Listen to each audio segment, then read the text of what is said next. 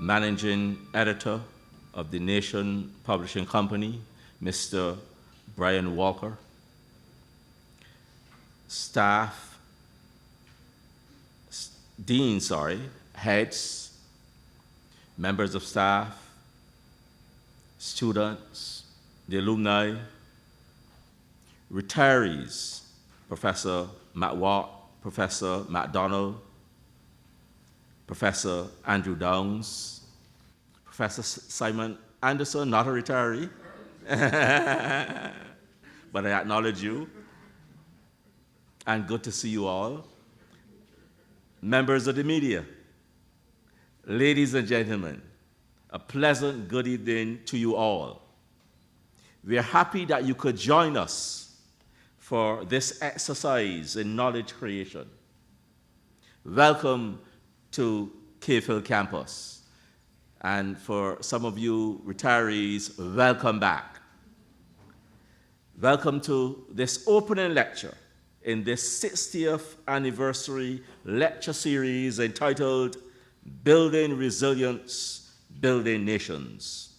In our view, this title captures the very essence of our experience over the last 60 years as a campus, as it sought to empower our Caribbean societies by providing expertise and solutions to difficult issues. A quick examination of the insert in your program will show the ground that we have covered as a campus and will help us to understand and appreciate this contribution to Caribbean development. Anniversaries are times for reflection on the journey of the institution. The campus lecture series allow us to examine the distance covered, where we've come from, our struggles, our accomplishments, and having reflected, to renew our mission and to create an agenda for the future that will enhance the quality of life in Caribbean societies. Professor A.Cobley, from the Department of History and Philosophy, and our resident cricket historian, is padded up, ready to open the batting. He will be introduced later. But it is also a time to assess the campus's economic contribution.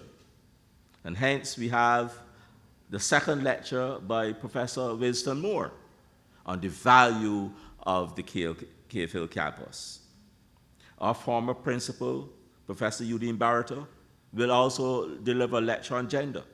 And there'll be other lectures on sports and science, culture, and law.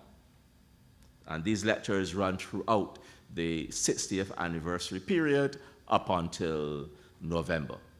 We will skip August, but up until November, we're going to invite you here. This is our stomping ground, and we want you to invite many others as we reflect on the past.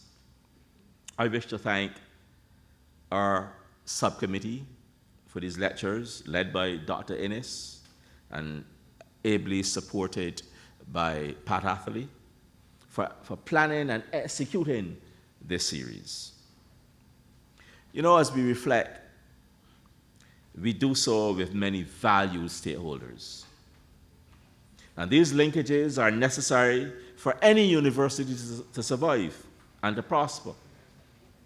I am happy tonight to have the Nation Publishing Company on board with us again, also in its celebratory year. As you know, the Nation has worked with us for over 30 years to bring the Elsa Gavaya Memorial Lecture. And we thank them for their valued support in this series. Let's give them a round of applause. Also on board with us are our friends at Caribbean Cuisine. We thank them for their generosity. And we are also happy to have the UWI Credit Union involved, who 1 week ago gave us a generous donation for our 60th anniversary graduate symposium, a very successful symposium, and I congratulate Sherma here, who's with us here, Dr. Roberts, for planning and executing such a wonderful symposium. And we extend invitations to others to come on board to help us with our many progressive nation-building activities, such as bus tours, parish hikes, a spelling bee competition for primary schools, a debating competition for secondary schools, just to name a few. Our reflection will also recognize the campus coming of age as a worthy and diverse center with significant heritage assets. In other words, when we look around this campus, there are lots of heritage assets that match a lot of them in Barbados today. Such assets will allow us to play our role in the heritage economy. We have the Quah Monument, the only space in Barbados where the names of enslaved Africans are displayed. The Quah Monument, and I invite you to visit that monument. Even by night, it is a beautiful sight. We have the extremely valuable C.L.R. James manuscript, Beyond a Boundary, and an exciting cricket photographic museum in the 3W's Pavilion. I am particularly excited that we now have on public display the George Lamin typewriter and manuscript for the book In the Castle of My Skin, published in 1953. And I invite you, when you leave here, yes, you can applaud, you can applaud. That's a significant addition. And I invite you, when you leave here, to go down to the library. It is in the glass case. You will see the typewriter. They're bringing out the manuscript on Friday. So if you are in this region Friday, you come back, and that manuscript is specially prepared. They have it in a glass case so that nobody can touch it. But that's a wonderful addition to our heritage. So we have, therefore, a lot of significant heritage assets. And in this 60th anniversary, these assets will be on display. And every month, Friday, Wednesday, Friday, and Saturday, we have campus tours. So if you call the Secretariat and book a campus tour, and I will take you personally on a campus tour and show you all these heritage assets. And we did it last Friday, and when I showed people what I call the whispering wall, people were simply amazed to see that you can speak into a wall on one end and hear the voice on the other. So Professor Dungs, you have to come back and hear the whispering wall. It is my pleasure now to invite Mr. Brian Walker, Managing Editor of the Nation Publishing Company, to come and give brief remarks. Give him a round of applause.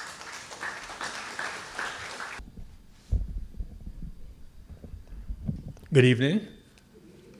It's my pleasure to be here this evening.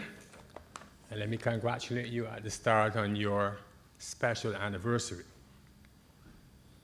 Protocol having been established, I'll just say simply good evening to you, to members of faculty, to Professor A.Cobley, to the honored guests, ladies and gentlemen.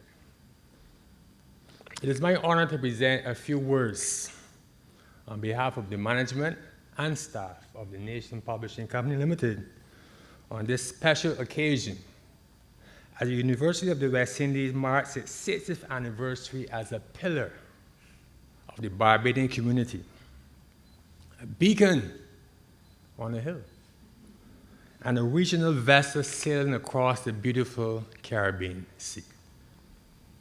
I'm glad to hear that the honored speaker is a cricket man.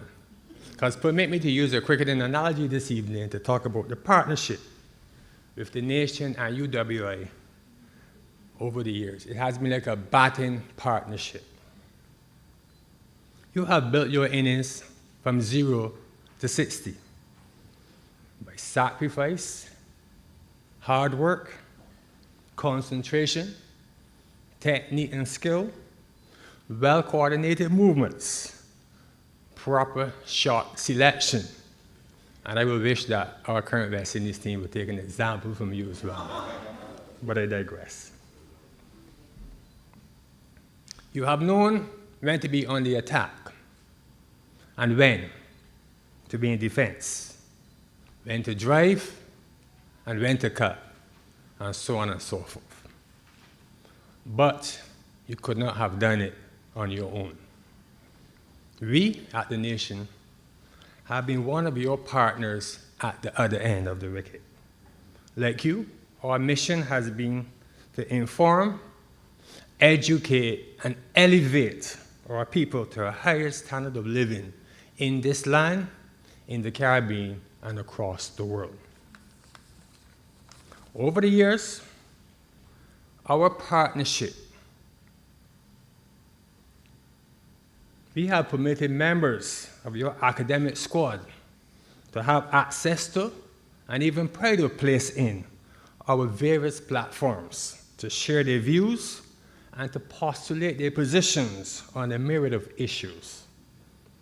From political scientists of the ilk of Dr. Neville Duncan, the late poster Dr. Patrick Emanuel, Dr. Ralph Gonzalez when he was here, he was also a columnist as well, Dr. George Bell, right down to the current colleagues we have in terms of Dr. Tennyson Joseph, and until recently, Dr. Christina Hines. Economists like the late Wendell McLean, Professor Michael Howard, Professor Andrew Downs, and Professor Winston Moore. Historians like Professor Sir Hilary Beckles, Professor Woodville Marshall, Professor Emeritus Pedro Welch. Not forgetting the legal luminaries, the social scientists, the political economists, the environmentalists, and too many others to mention at this juncture. They have all graced the pages and social media outlets of the nation, of which we as a media house, as well as their respective audiences, have been the beneficiaries. I say tonight, let this synergy of substance and at times master stroke play continue. They're also the sporting, the social and cultural connections that have enhanced this team. We have also benefited from the many graduates, myself included, who have passed through this university, not to mention the training and services provided by your management team to our management team, by your experts and your academics to our management team, and the various practitioners as well who have assisted us in our planning and our functioning. Let this current partnership remain not out, as we at the nation are about to bring up our own half-century. We have been there to run with you, not to run you out. We have been there to compliment you, but also challenge you and even criticize you, all for the goal of making you better, to bat better, and to be stronger. And we are hoping to be there with you when you bring up your century mark. God bless you, UWI, as you celebrate your Diamond Jubilee, even as we mark our own golden moment. Baton, UWI, baton. Keep shining like a diamond. Thank you very much.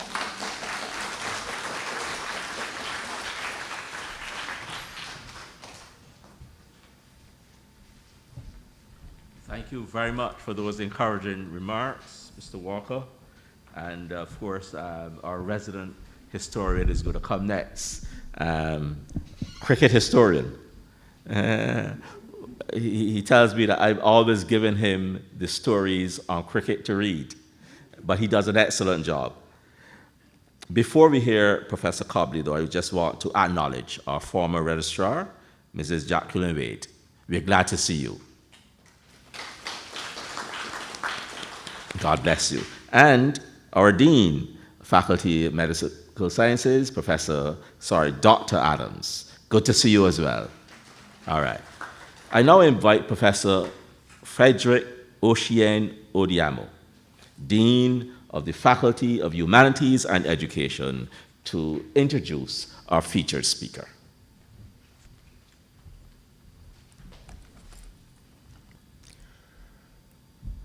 Protocol having been observed, ladies and gentlemen, colleagues, allow me to introduce our guest speaker tonight. Now, as you are all aware, right, this year the UWI is celebrating its 75th anniversary, while Cave Hill campus is celebrating its 60th anniversary.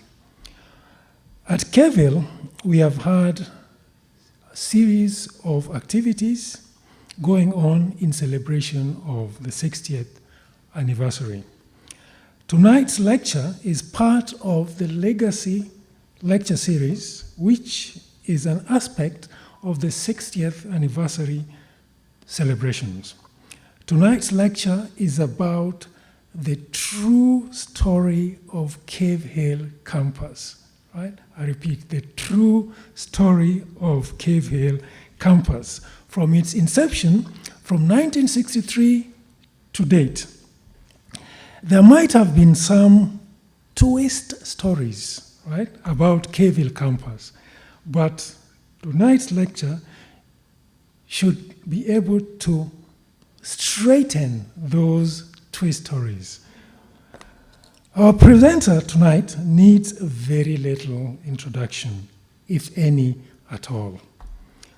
All the same, I will go ahead and introduce him. Right? Now, born in the UK, Alan studied at the universities of Manchester and York before completing his doctorate in African history at the School of Oriental and African Studies in London. He joined the UWI Cave Hill campus as an assistant lecturer in 1986 and was promoted to Professor of South African and Comparative History in 2002. He has served the University of the West Indies in a wide variety of administrative capacities.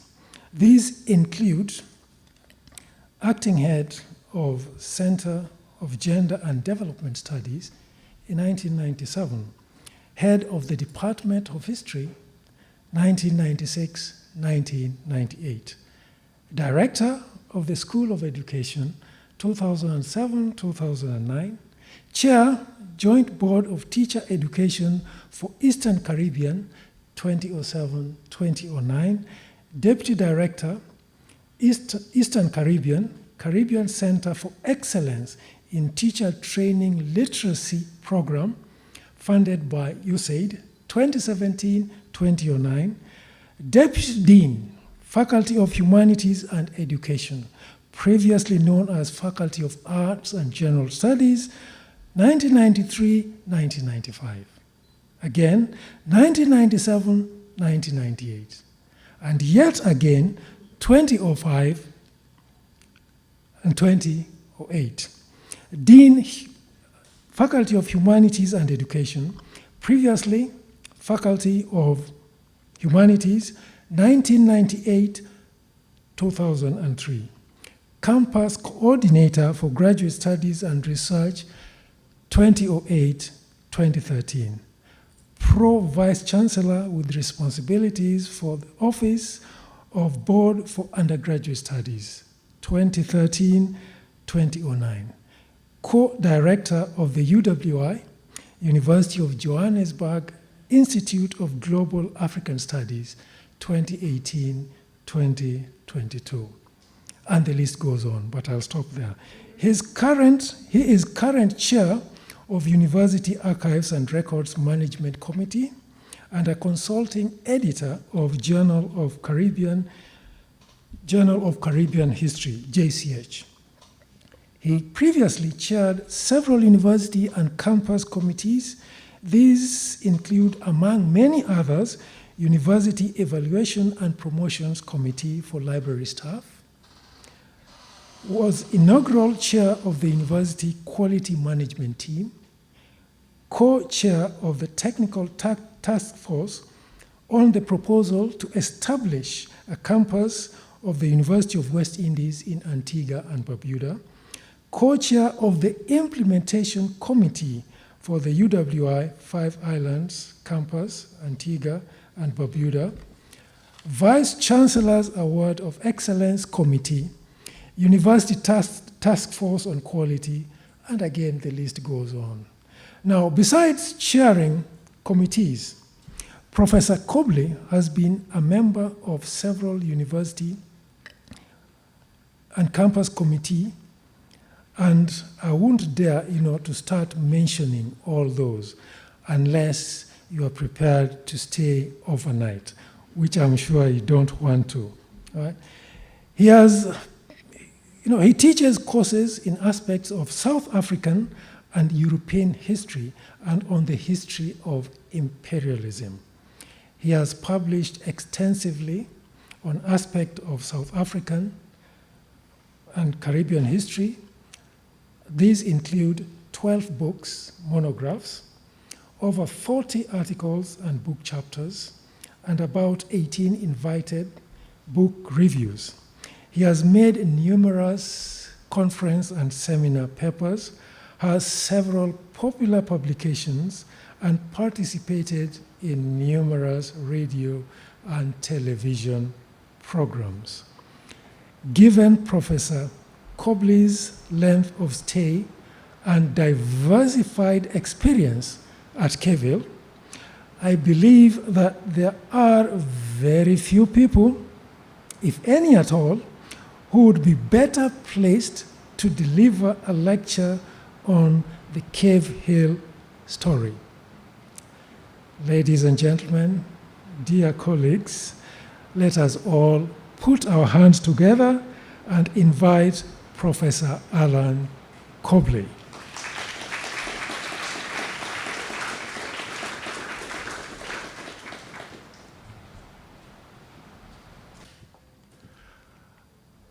Ladies and gentlemen, as they say, protocol having been observed, I just wanted to say on a personal note to Mr. Walker from the Nation, I do very much appreciate the relationship we've had with them.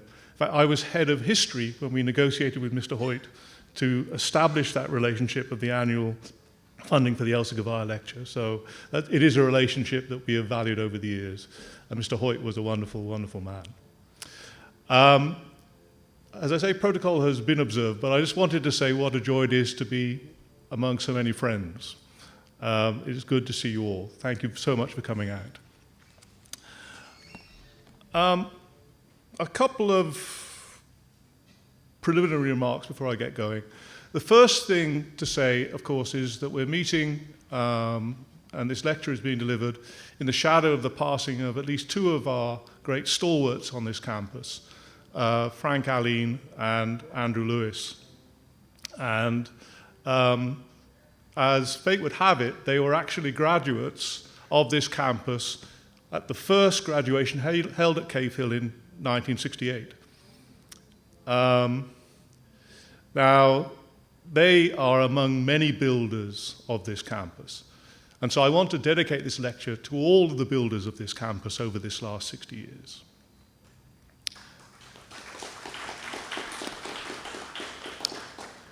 Now, the second thing I wanted to mention is that I've prepared a timeline, which you'll find in your program, which lists some, at least, of the key events in the history of the campus over the last 60 years. I apologize for the small print for those of you who are challenged with your eyesight, but I wanted just to include that because it liberates me from going through all of that detail in this lecture. And I'm sure if there are errors or omissions, you can tell me at the end of the lecture.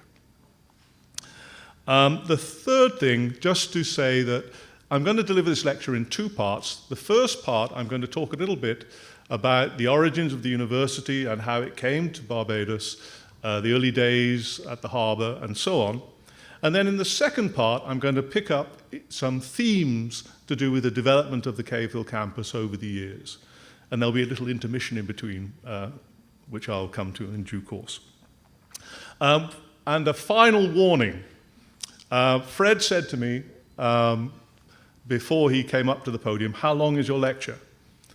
And I warned him that if I get into my anecdotage, we could be here for quite a while. So I apologize in advance if I get carried away, but I'm sure Fred will pull me up if I go too long. So with those preliminary remarks, let's begin.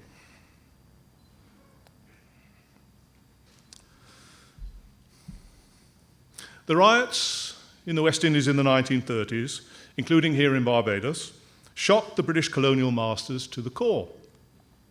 A book published at the time entitled Warning from the West Indies, which was required reading in the colonial office at the time, argued that decades of neglect and economic marginalization of the people in the Caribbean colonies could lead to a bloody uprising and the overthrow of British imperial power in the region, and might inspire similar uprisings in other neglected parts of the empire. It was clear that an anti-colonial consciousness was developing, and the West Indies had become a kind of test case for the future of the British Empire. The Moyne Commission, which investigated the riots of the 1930s, concluded that the empire would not survive in the region unless there was urgent investment to assuage the demands of the people and to place the West Indian colonies on a pathway towards social and economic development at an early time. So investment in education at all levels was considered especially urgent, including the creation of a university to develop an educated and properly trained professional class here in the Caribbean. I wanted to start this way because some people view universities as ivory towers, divorced from the concerns of daily life. But I think we do well to remember that the beginning of this university was very different. The spark that led to its foundation came not from the elite, but from the ordinary working men and women who revolted against the poverty and degradation of colonial rule in the Caribbean in the 1930s. The seeds of our university were almost literally planted in the ground they watered with their blood. The investments in the West Indian colonies recommended by the Moyne Commission were delayed by the outbreak of the Second World War in 1939. However, preparations were made during the war with the creation of the Colonial Development and Welfare Fund.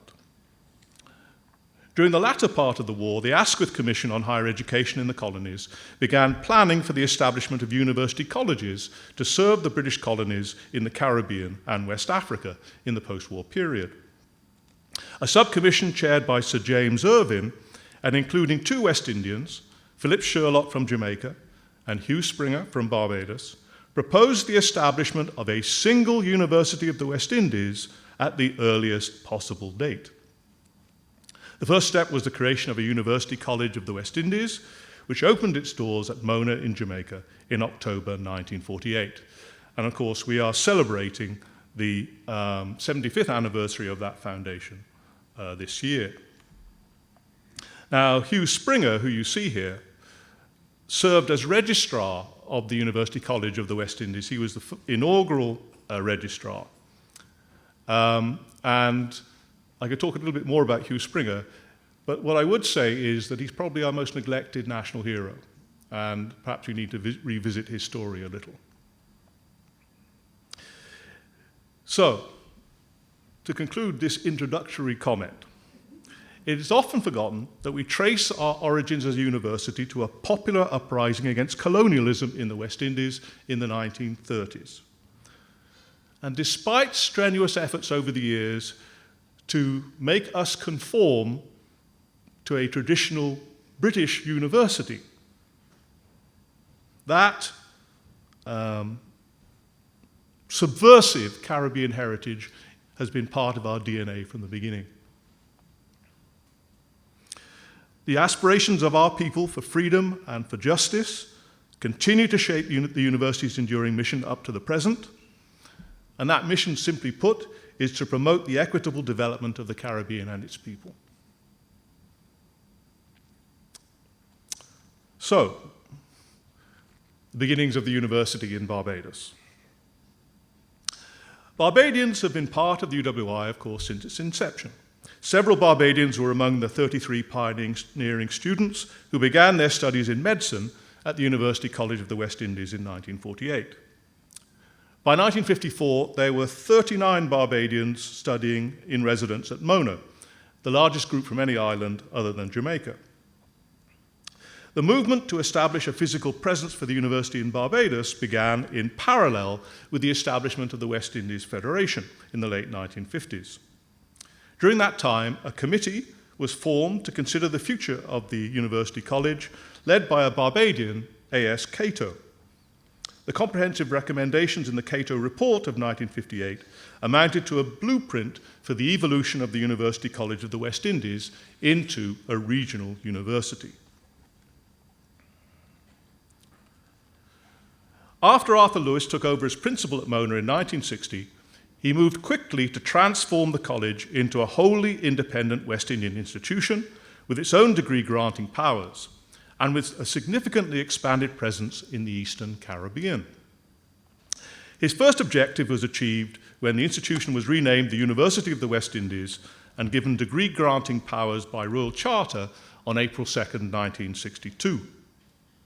Progress on the second objective began in Trinidad, where the Imperial College of Agriculture at St. Augustine became the Faculty of Agriculture with effect from August 1, 1960, and this was followed by a Faculty of Engineering in August 1961, and a College of Arts and Science at St. Augustine established in 1962. In Barbados, the political impetus for the creation of a campus came from Errol Barrow, following his victory in the general elections on December 4, 1961.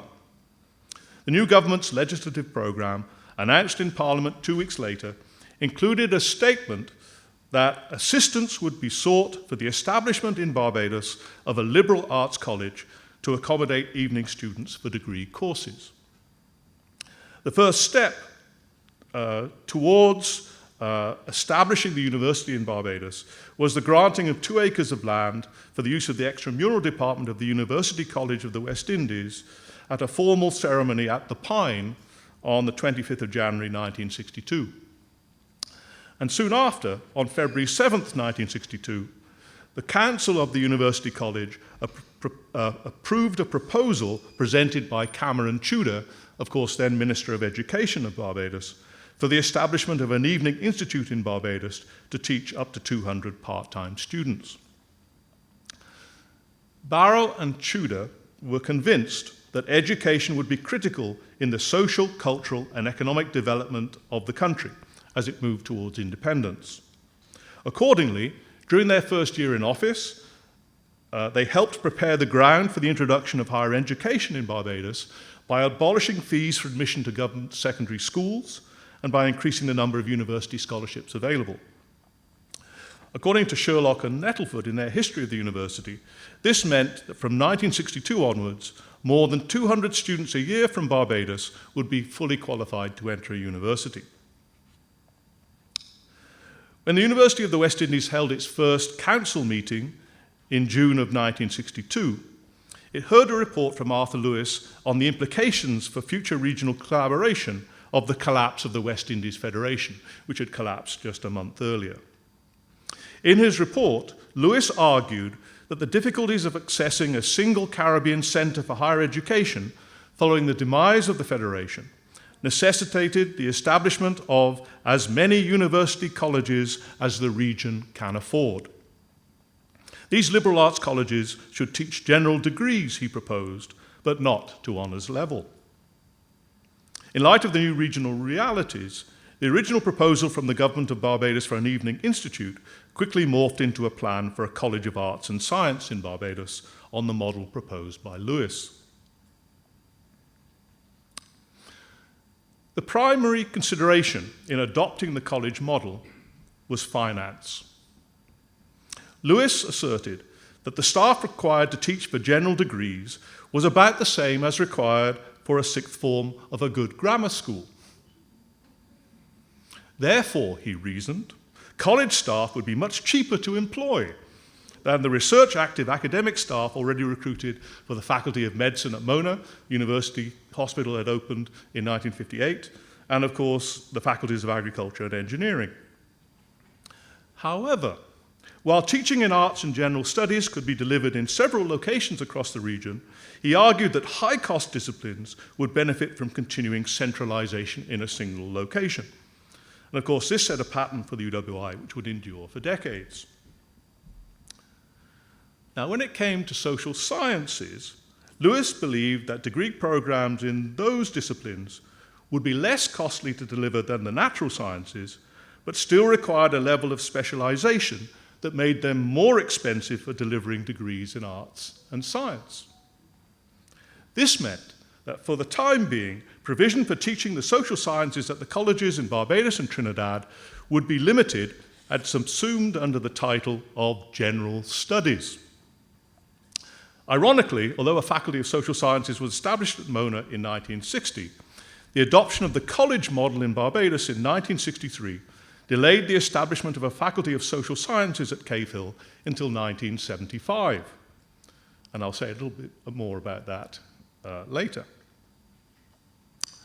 Now, of course, cost has always been a defining issue in the history of the university. The university and its various campuses have been plunged into financial crisis on several occasions, whenever government funding faltered due to adverse economic conditions. With characteristic prescience, Arthur Lewis addressed the issue of the cost of higher education head-on in an article on education and development published in 1961, at a time, of course, when he was leading the University College towards the creation of the full university. He argued that a poor region with a population of less than 5 million could not afford to invest in a university that was limited to a teaching function. It would be cheaper, frankly, he said, to send students overseas to get the desired training. However, Lewis noted, apart from teaching, a university contributes to its community through the participation of its teachers in the life of the country and through its research into local problems. He envisaged that staff at the proposed University of the West Indies would advise governments and the private sector on policy, sit on national and regional commissions, boards and committees, and contribute to public debates in the media. But Lewis believed that the university's most critical function was to do research to assist the region. It would be cheaper to close the place down, he declared, unless it is doing excellent research. Put simply, Lewis argued that the expense of investing in a university in the West Indies could only be justified if it was actively engaged in local and regional development.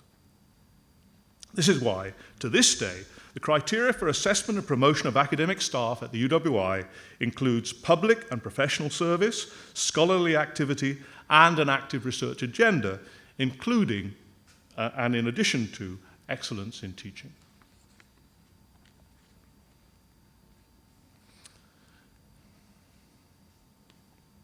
That brings me to the College of Arts and Science. You're wondering when I was going to get there. After the plan to open a college in Barbados was given formal approval by the University Council in February of 1963, an advisory committee and a local planning committee were established. The advisory committee was chaired by Professor Dudley Huggins, principal of St. Augustine, and the planning committee included Erskine Ward, Fred Phillips, and Victor Cook. Operations began with the opening of an administrative office at the St. Michael's School in July of that year. You see the site there. The pioneering administrative staff in the office included Jean Johnson, Sylvia Mosley, Blossom Lane, and Joan Brathwaite. Leslie Robinson, who was Professor of Mathematics and Dean of the Faculty of Arts at Mona, was sent to Barbados to serve as the first principal. In the picture here, you see Cameron Tudor next to Princess Alice. This is Leslie Robinson, and I believe the other figure there is Richard Alsop, although he's in profile. From the outset, the curriculum at the college included a focus on Caribbean studies. At the opening ceremony on October the 12th, 1963, the new Vice-Chancellor, Philip Sherlock, explained the reason for this. For so long, our education never enabled us to see that this was our home.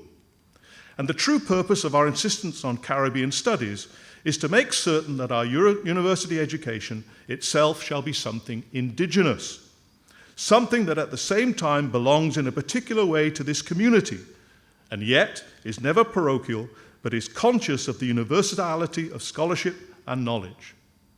This is our purpose, this is our task, so that the West Indian may be at home in the West Indies. Now, although this vision, of course, has been re-articulated in various ways over the years, the essence remains the same today. The defining purpose of the University of the West Indies continues to be to uplift Caribbean people and to promote their sense of selfhood. And that is not only to promote their development, but to foster their consciousness and pride in themselves as Caribbean people.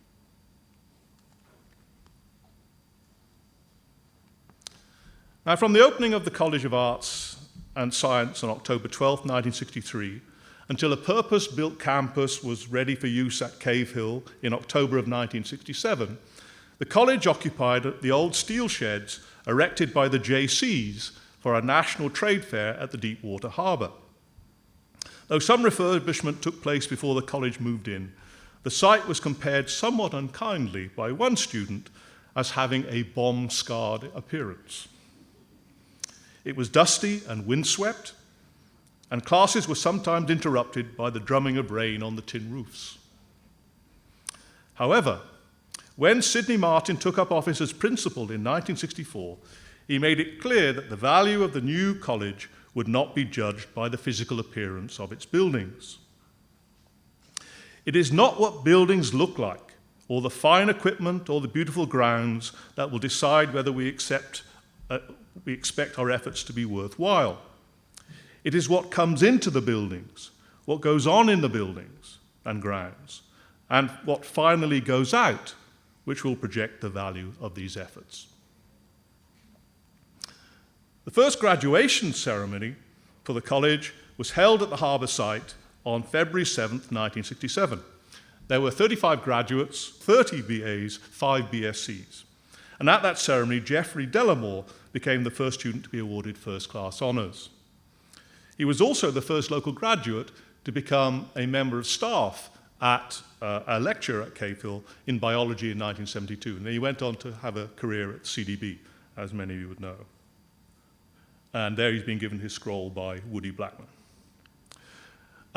Just a note here, of course, Geoffrey Delamore was one of a group of students from overseas, from other territories in the Caribbean.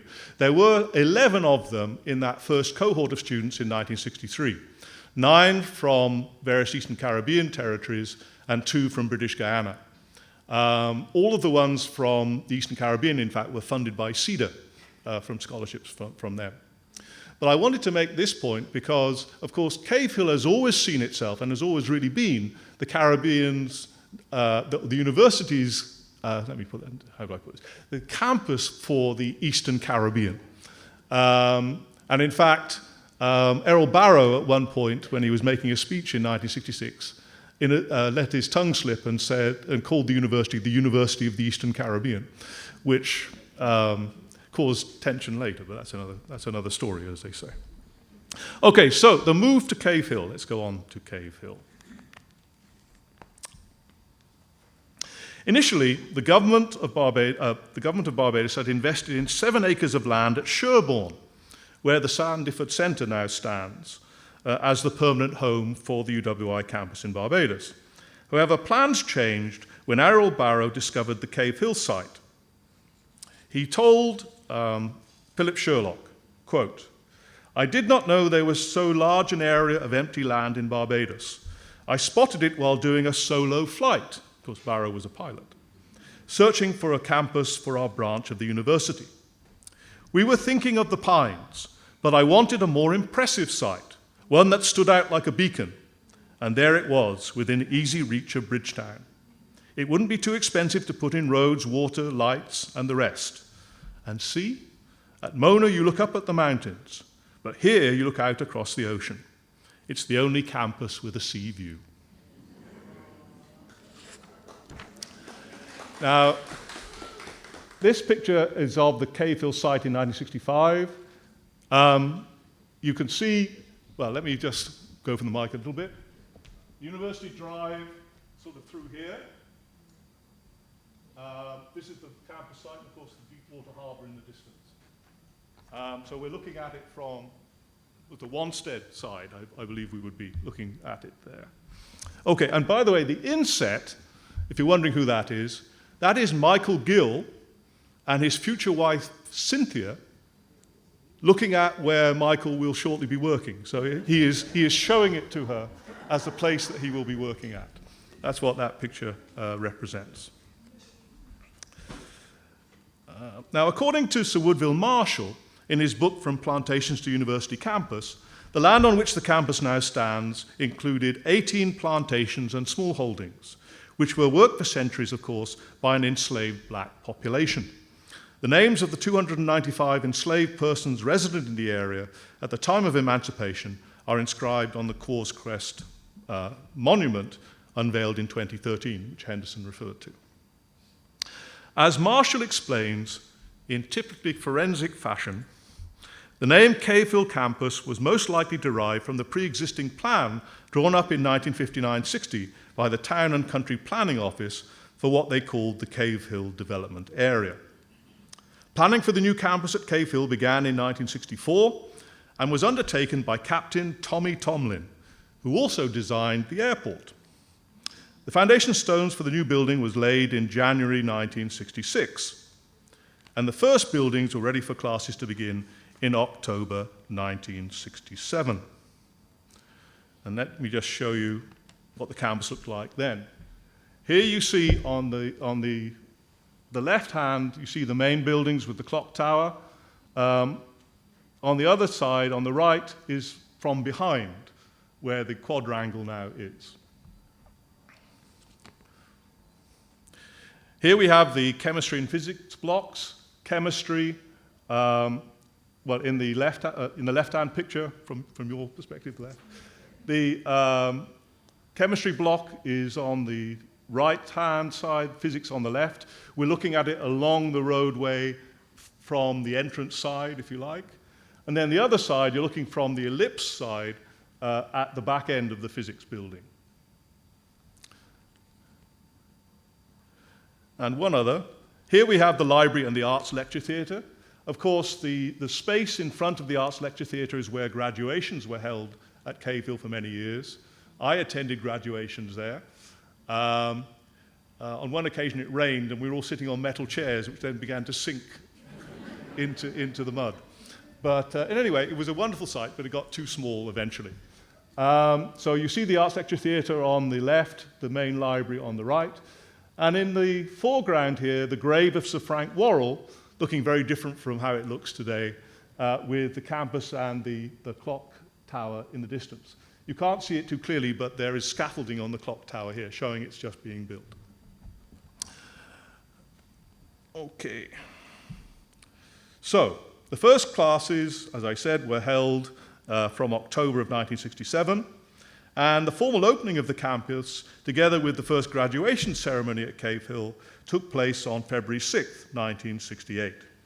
At that ceremony, Errol Barrow referred to the UWI as the People's University. And he pointed out that the new university depended on the money contributed by the taxpayers of Barbados and other countries, of course, in the region. He said, "They must be helped to know, as a settled conviction, that the efficient growth of this university is almost their only path to prosperity." This is a line that Sir Hilary liked to quote quite often when he was principal. Graduates at that ceremony, as I said, included Frank Allen and Andrew Lewis. Another lecturer, Jerry Rose, graduated that year, and Evelyn Graves, of course, who went on to be a government minister. So it was quite a rich crop that year. At the time the campus opened on the Cave Hill site, there were 21 academic staff, full-time academic staff. And of those, 2 were senior lecturers. Now, I promised you an intermission, and we have arrived at the intermission. And what I want to do with this part now is to show you a couple of brief video extracts. These are taken from a production called The Way We Were, presented by Tony Cave on CBC TV in 2002. I'm going to show you 3 short extracts. This is the 3rd graduation ceremony in Barbados and the 2nd at the new Cave Hill campus of the University of the West Indies. The first ceremony was held at the temporary site of the college at the New Harbour, Bridgetown. Then, as now, the Chancellor graced the function.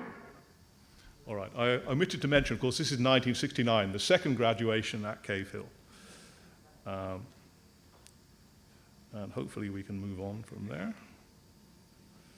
Undergraduates, graduates, members of the academic staff, the Senate Finance Committee and Council formed the colourful procession to the dais near the cornerstone laid by Her Royal Highness 2 years ago.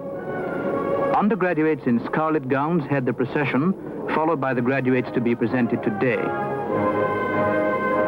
When Her Royal Highness Princess Alice was installed as Chancellor of the University in 1951, she spoke then of the University of the West Indies as the beacon throwing its light across the dark waters of hatred and suspicion. Her words live on to realize fulfillment.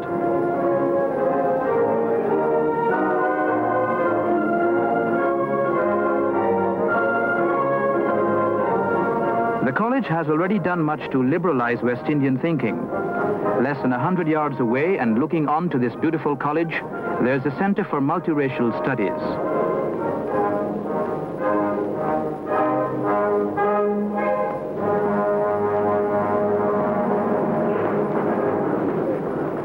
Chancellor, this is the 3rd year it has been my privilege to address the graduating students and this large assembly of friends and well-wishers of the university. The Chancellor, in her address, referred to the universal unrest among students. The universities of students being compelled to pursue their studies in drab, uninspiring, and often downright squalid surroundings, and to comply with teaching methods which have been unchanged for decades. I have, and I think we all have, sympathy for such students, though I'm convinced that they weaken their case when they resort to violence. All right, just to say a couple of things here. First of all, on the platform, you will see on the left there is Alan Lewis, the brother of Arthur Lewis. He was Chancellor of the UWI from 1975 to 1989, and he was the featured speaker at this ceremony. Sitting next to him is Sir Philip Sherlock, Vice-Chancellor, and helping her to her seat, of course, is Sidney Martin, the Principal. The other thing I wanted to mention about this, stick a pin, as they say, notice she was talking about students shouldn't resort to violence. This is because the Rodney affair had occurred at Mona just a couple of months earlier. And I'm going to come back to student protests a bit later in the lecture. And then hopefully we get on to the 3rd extract. And this begins with Sir Philip Sherlock. Sir Philip referred to the early days of the university when it was housed in wooden buildings at Mona, and to the first 33 students in 1948 compared to today, a roll of 2,500 students at Mona alone. He attributed this growth to the support of the governments of the United Kingdom, the United States, Canada, and to the great foundations like Ford, Rockefeller, Carnegie, Nuffield, and Wilson, to business concerns, industry, and private individuals. He was completely committed to the concept of a regional university, not only for economical reasons, but because of the wide range of intellectual interests and research opportunities it afforded. The College of Arts and Science follows the maxim, a sound mind in a sound body, and so leading dignitaries are present at the opening of the new playing field facilities. In 1965, a local Princess Alice appeal was launched for student amenities at the campus. The response was excellent. A number of firms, organizations, and individuals made contributions. Barclays Bank and Messrs. Stuart Smith and Company Incorporated donated a sports pavilion at a cost of over $60,000. At the ceremony today, Her Royal Highness will unveil a tablet in this pavilion to record the thanks of the university to its benefactors.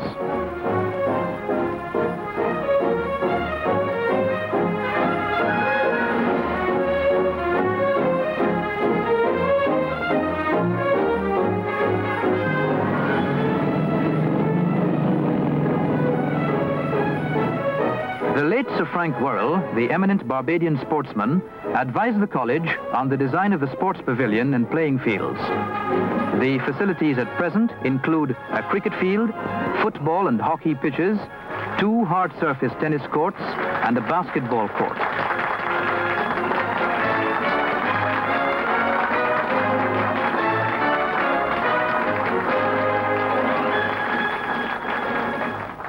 I believe the educational value of a worthy setting can hardly be overestimated. The buildings of a university become part and parcel of the fabric of your studies. They are intimately associated with the recollections of the students after they have left.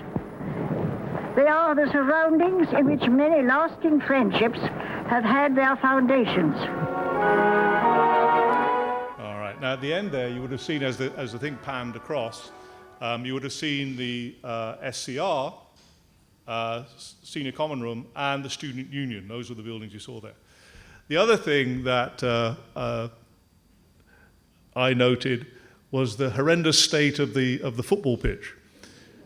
I used to play football out there in those days. Well, not in those days, but in the 1980s, early 1990s. And at this time of year, it was bone dry, rock hard, and there were cracks this wide. A neighbor of mine who was a student, had a son who was a student, put a foot in one of those cracks and broke his ankle in 3 places. And I think that was the mid-90s that happened. So when you look at the facilities we have today, they've improved somewhat over those times, I would say. One other thing to notice, you notice Princess Alice of Athlone, our Chancellor of the day, looking very imperious. And one reason for that may be that she was the last surviving granddaughter of Queen Victoria. So she had it in the genes, I suppose. All right, we will move on a little. Okay, part 2. I'm going to go and look now at some different aspects of the development of the campus from the harbour up to the present. And as I say, I've managed to skip a lot of the detail by giving you the timeline, which has a lot of that stuff in it. So, let's move on.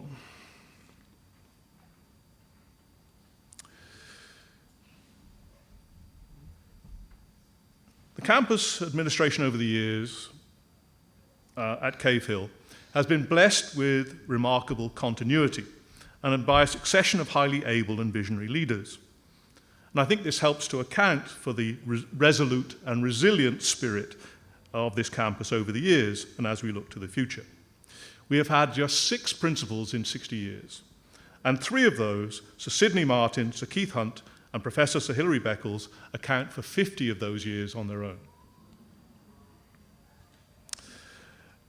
If you go now to the Office of Registrar and Chief Financial Officer, or Bursar, Madam Bursar, you will see a similar kind of pattern.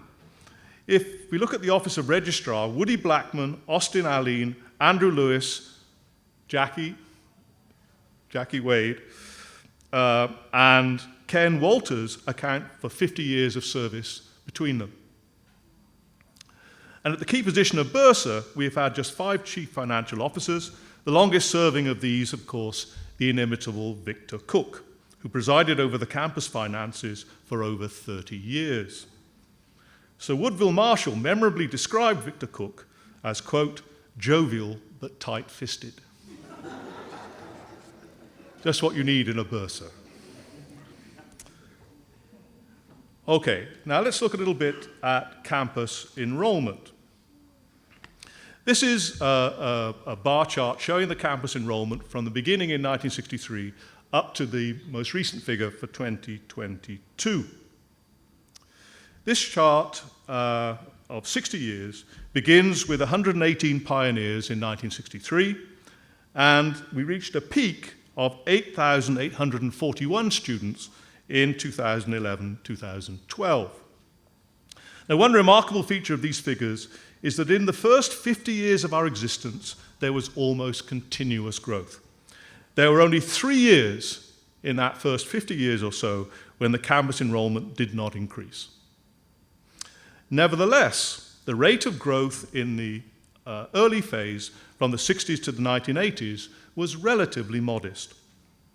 One of the issues in the early days was that the number of students qualified for university education in the Eastern Caribbean was small. And I can illustrate this with a couple of tables. Here we have the level of educational attainment of the population aged 15 years and over in 1960 in selected Caribbean countries. Mostly Eastern Caribbean, but I put in Jamaica as well. You will see that Barbados, the figures for Barbados show 80% of the population had primary education, 11.4% secondary education with no certificate, 4.5% secondary education with a certificate, and 0.6% had a university degree. And I can tell you that the population of Barbados in 1960 over 15 was about 180,000. So you can do the math. It works out that there were less than 1,000 university graduates in this country in that year. And if you think about the number of people holding a secondary education certificate, we're probably talking about less than 8,000 in the whole of the country. Okay? And I put the others there for comparison. Actually, the figures for Barbados are not very good, but actually they're better than most of the rest of the Caribbean. If you look at Jamaica, for example, you have only 0.3% of the population with over 15 with university degrees, and 2.8% with secondary school certificates. So the point I'm making about this is, where are your university matriculants going to come from to come through to the campus? And this was an issue for the campus in the first 20 or 30 years. And here's another table that gives another similar story. This is a figure for the functional illiteracy rate of population age 15 and over. Where's Hazel? I put this one in especially for you, Hazel.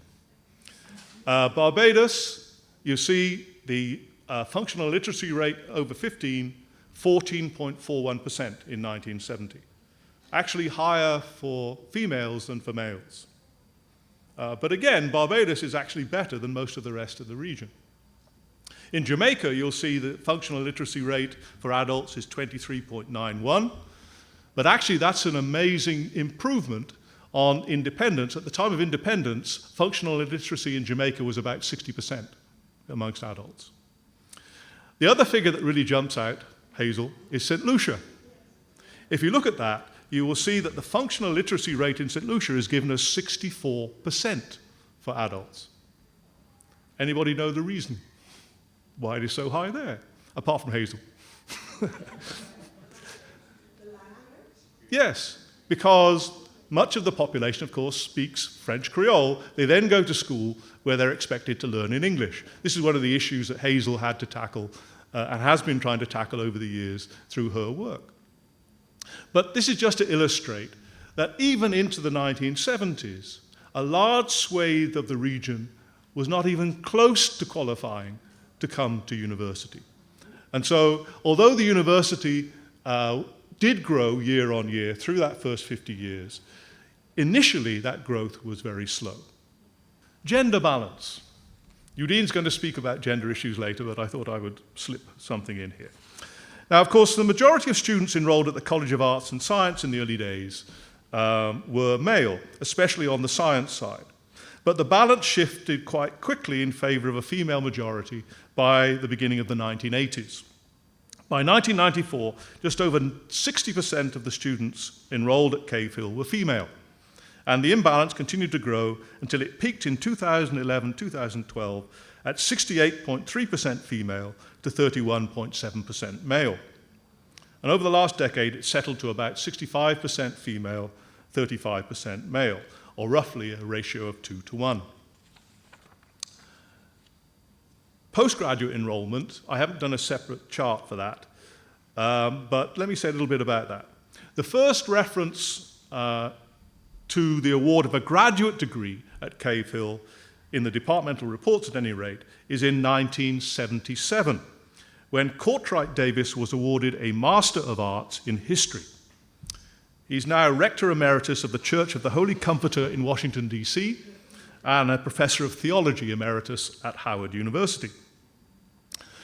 Surprisingly, this one's for Winston, surprisingly, the first PhD awarded at Cave Hill appears to have been in the Faculty of Law in 1980. The student in question was Chuks Okpaluba, a Nigerian who had been employed as a lecturer in the Faculty of Law between 1976 and 1978. At the time of his retirement in 2020, he was a professor of law in South Africa. Now, in the early days, the number of postgraduate students was small and the attrition rate was embarrassingly high. In my department, for example, in history, the first student registered for a PhD was recorded in 1978, but the first doctoral student to graduate was in 1990. And the pioneer in that case was Noel Titus, of course, later principal of Codrington College, now Canon Noel Titus. In the 1980s, the outstanding performer in terms of producing doctorates was biology, beginning with Angela Fields and Anne Hickey in 1984. Angela Fields was the first student who earned a doctorate at Cave Hill, who then went on to lecture in the same department. And she was followed by Julia Horrocks and Hazel Oxenford. I saw Julia here. In 1980, I'm sorry, I'm giving away your secrets here. Awarded their doctorates in 1987, and Leonard O'Garrow awarded his doctorate in 1988. In 1993, when the total number enrolled in postgraduate programs was 306, the principal at the time, Sir Keith Hunt, said the development of postgraduate studies was an area of urgent concern. And it had to be, of course, if research was supposed to be one of the fundamental things that the campus was doing. He reported that the major constraints were lack of sponsorship and inadequate financial support for postgraduate students. 10 years later, in 2004, the postgraduate enrollment had doubled to 739, but it was still well below the target, which was 15% of total enrollment. During Sir Hilary's tenure as principal, a number of self-financing taught master's programs were introduced in the second half of the decade, which helped boost enrollments and provided a much-needed injection of funds. At the same time, concentrated improvements in graduate supervision boosted the retention and throughput rates for research students. Postgraduate enrollments peaked in 2013 at just over 1,300, which meant that we did actually hit that target of 15% of total enrollments once. Unfortunately, this success was fleeting. The withdrawal of government funding after 2014 dragged postgraduate enrollments down to the levels not seen since the 1990s. And to go back to the overall enrollment, you can see that huge dip from 2014 to 2018, and that's the period when the funding from the government for students in Barbados was withdrawn. The enrollment actually dropped. See if I've got the exact number here somewhere. I believe I have. The enrollment dropped from 8,634 in 2013 to a low of 5,161 in 2018, a decline of over 40%. Now, enrollment, of course, has recovered somewhat since 2018, when the new government restored free tuition for Barbadian students, but it's still well below the peak established more than 10 years ago, as you can see in the chart. The faculties. Initially, the College of Arts and Sciences had a divisional structure. The three divisions were humanities, which included English literature, French, Spanish, and Latin. Natural sciences, which included chemistry, maths, physics, and biology. And social sciences and survey courses, which included history, economics, and sociology. History was a social science in those days.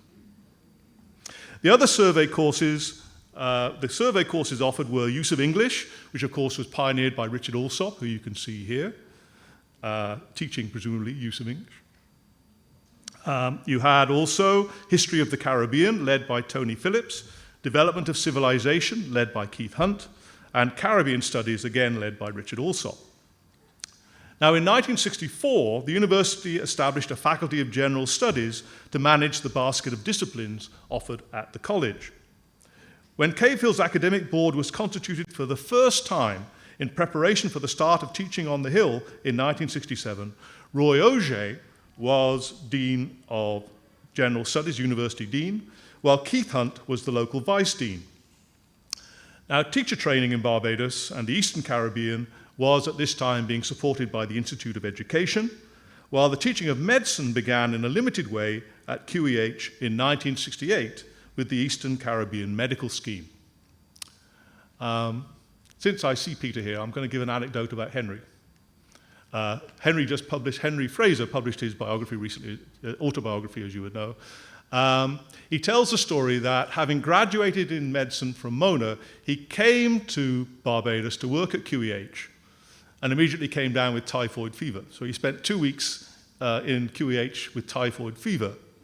Then on the first day of rounds at QEH, he met a nurse, a young lady who would become his wife. So that was Henry's introduction to medicine in Barbados. Now, the first step in the development of faculties at Cave Hill was the establishment of the new University Faculty of Law at Cave Hill in October of 1970, led by Professor K.W. Patchett. At Cave Hill, the faculty had just 3 full-time members of staff and 35 students. The faculty and the law library moved into their new buildings up the way there during 1973-74, by which time Ralph Carnegie was dean. The shift from divisions to departments and faculties for other disciplines at Cave Hill occurred in 1972. This followed recommendations set out in a policy paper prepared by Woodville Marshall and Assistant Registrar Wilfred Beckles.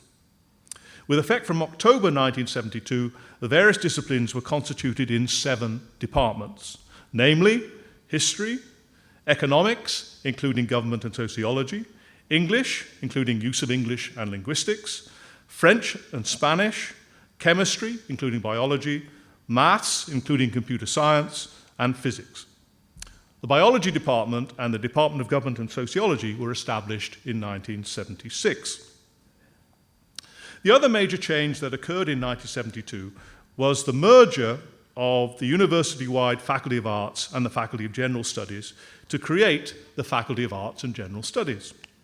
Woodville Marshall was the first university dean between 1972 and 74, with Dennis Sardina, of happy memory, following him as vice dean from 1974 to 76. Pioneers in the faculty in those days, apart from Richard Alsop, Peter Roberts in linguistics, included Tony Phillips, Keith Hunt, Woodville Marshall, and Alvin Thompson in history, Martin and Elaine Fido, Michael Gilkes in English, joined by Mark McWatt in 1976. In Spanish, there was Bruce St. John, Dennis Sardina, Charles Hollingsworth, later joined by Amparo Marmoleo, the future Mrs. McWatt. In French, you had Sigmund Rykozalski, I hope I pronounced that correctly, followed by Bernadette Farquhar, Bernadette, I saw, hi Bernadette, and Jai Jebed Singh, who both joined in 1974. Also in 1972, the Faculty of Natural Sciences established a branch at Cave Hill with Professor Robert Binks as Vice Dean. Meantime, the Institute of Education had become the School of Education, where Des Brooms, Rudolph Goodridge, Des Clark, Winston King, Jerry Rose, Rocky Lane, and Monica Payne were among the early faculty members. Monica Payne was the first to teach psychology of education, and psychology, of course, became one of the big programs at Cave Hill later. As yet, there was no Faculty of Social Sciences. I said I would come back to that at K-Phil.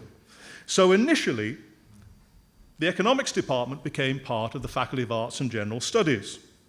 The earliest pioneers in that discipline in the divisional days had included two University of the West Indies College graduates, R.L. Bonnet and T.V. Summersall. Frank Alleyne and Wendell McLean joined around the time of the transition to a Department of Economics in 1972. Now, presumably, the powers that be decided in 1972 that social sciences did not yet have the critical mass at K-Phil to constitute a faculty. However, this soon led to conflict.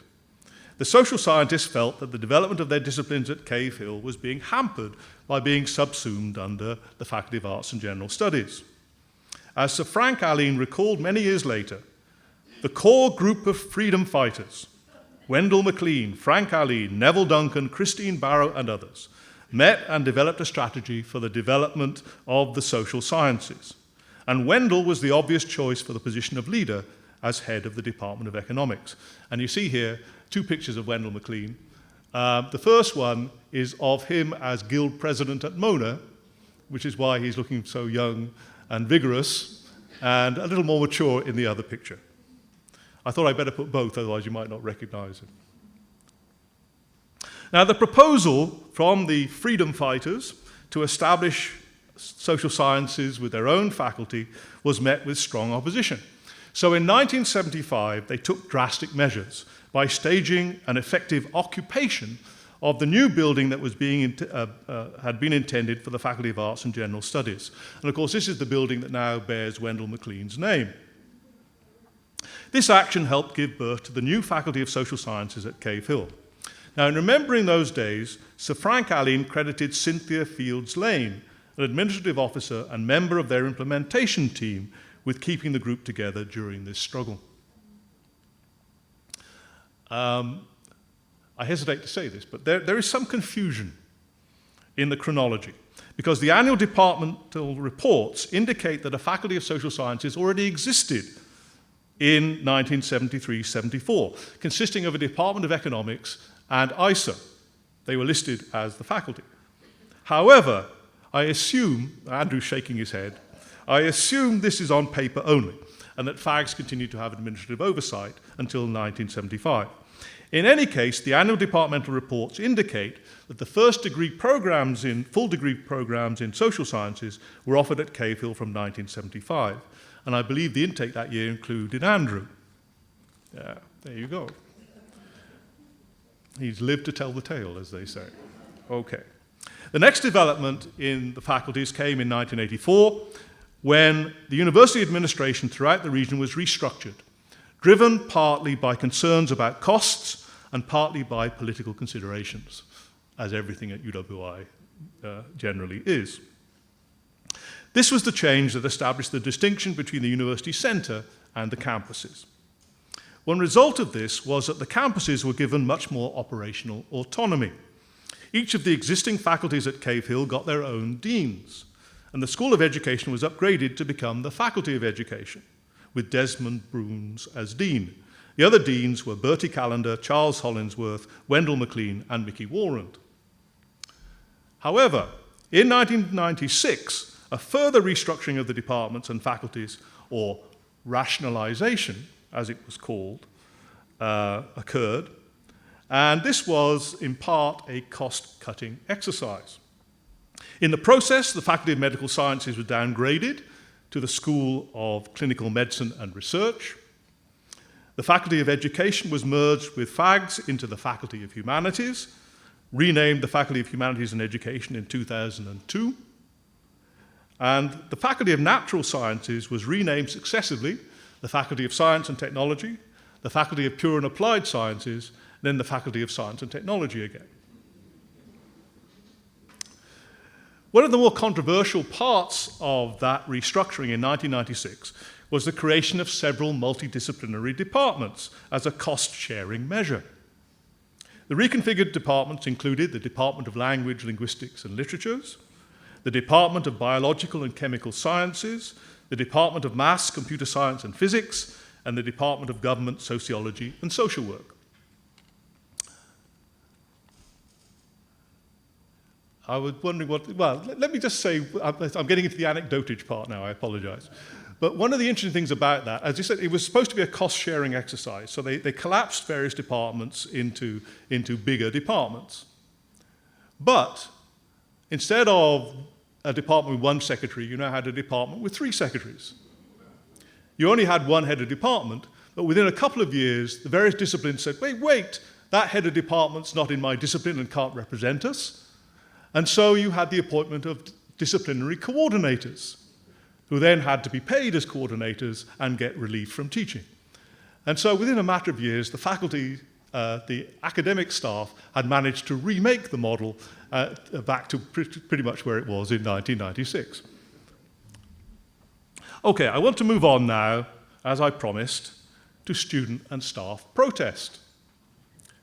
And beginning with Walter Rodney.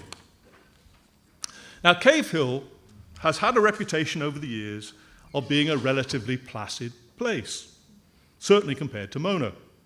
But in fact, there were several times in the history of the campus when the prevailing calm was punctured by protest.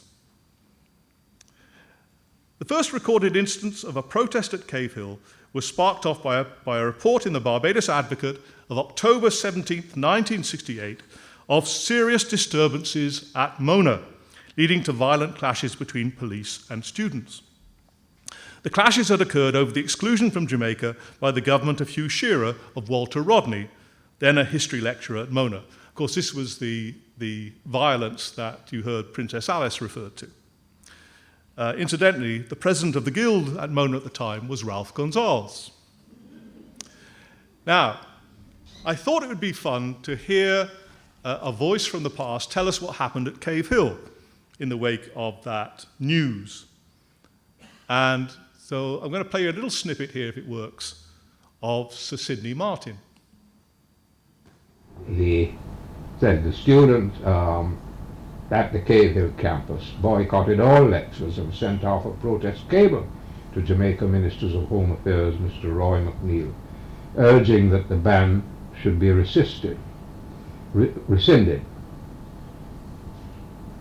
He said that Rodney was not allowed to land on his return to Jamaica on Tuesday, which would have been October 15. I'm not too sure of those dates myself. And Darlington Smith was then the president of the Guild of Undergraduates. And the photograph shows students in front of a notice on the board which announced the boycott. And the notice said, "Take note, lectures are boycotted from today. Guild meeting at 4 p.m. All students must come." So there is Darlington Smith, Guild president. You heard Sir Sidney refer to. The Guild Council that year also included, let me just check, I've got the names here.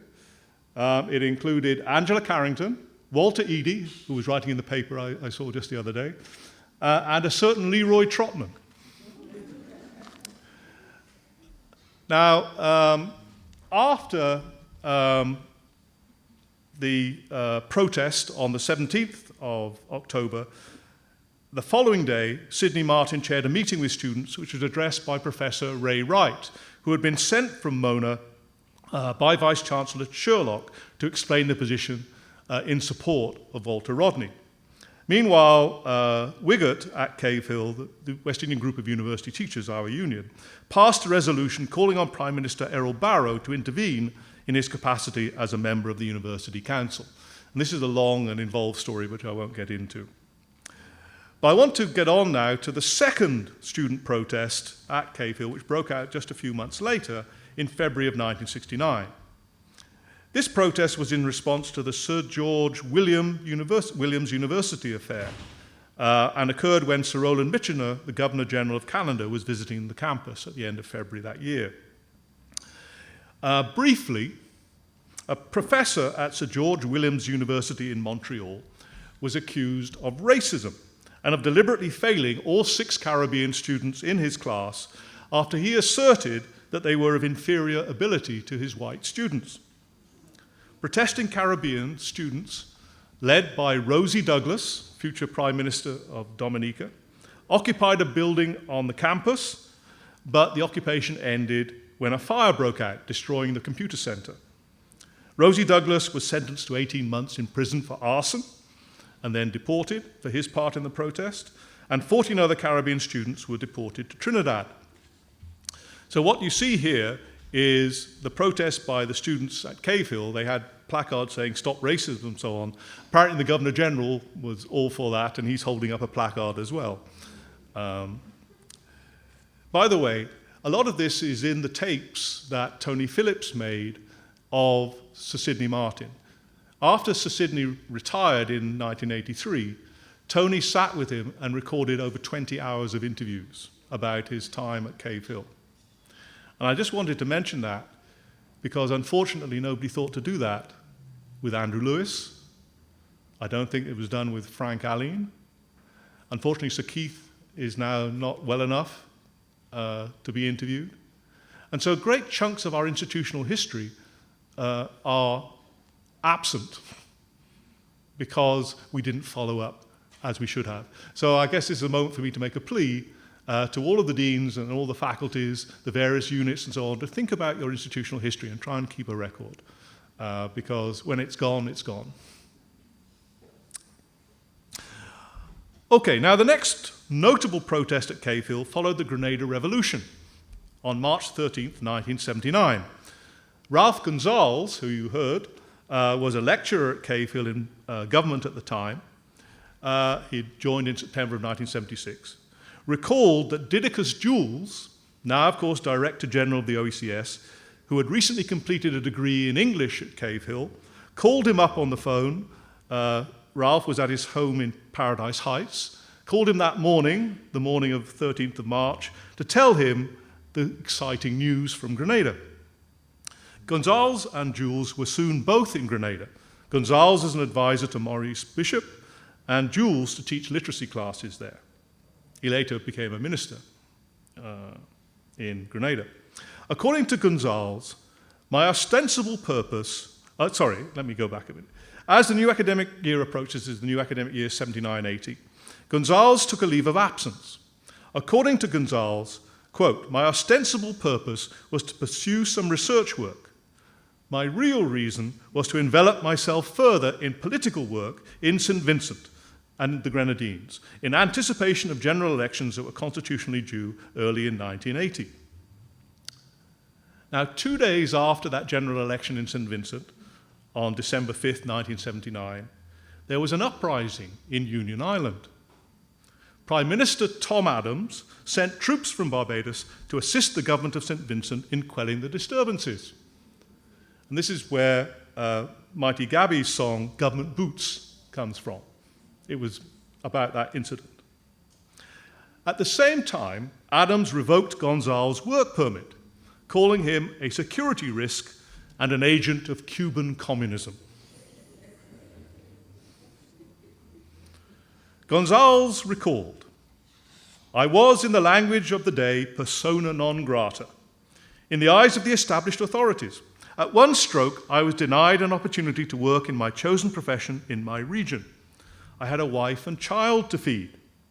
Still, as my Rastafarian brethren and sistren would say, I survived and thrived. There is no malice, just the love of Jah and I. Now, a delegation of academic staff, including Woodville Marshall and Neville Duncan, went to Adams to plead the case for Gonzalez's ban to be rescinded, but they found him implacable. This may not have been for entirely political reasons. It was rumored on the campus at the time that Adams and Gonzalez were rivals in the affections for the same woman.